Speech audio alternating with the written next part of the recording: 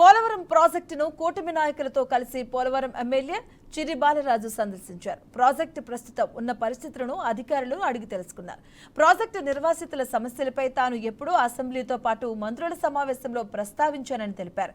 NDA కూటమి Polavaram project పూర్తి చేయడానికి 12,500 కోట్ల నిధులు కేటాయించడం అభినందనీయమన్నారు. పోలవరాన్ని త్వరితగతిన పూర్తి చేస్తామన్నారు. ప్రభుత్వం చర్యలు తీసుకుంటుంది. అలాగే ఈరోజు పోలవరం నియోజకవర్గంలో ఉన్నటువంటి ప్రతి సమస్యపై ఈరోజు ఎన్డీఏ ప్రభుత్వం చర్యలు తీసుకొని ఆ సమస్యను పరిష్కరించే దిశగా మేము ముందుకు వెళ్తున్నాం.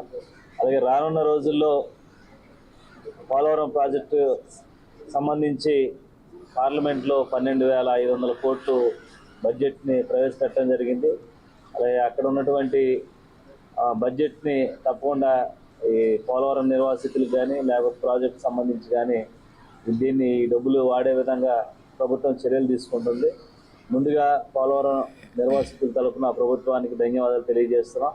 అలాగే రానున్న రోజుల్లో పోలవరం ప్రాజెక్టుకు సంబంధించి చంద్రబాబు నాయుడు గారు మంచి నిర్ణయాలు తీసుకుంటున్నారు.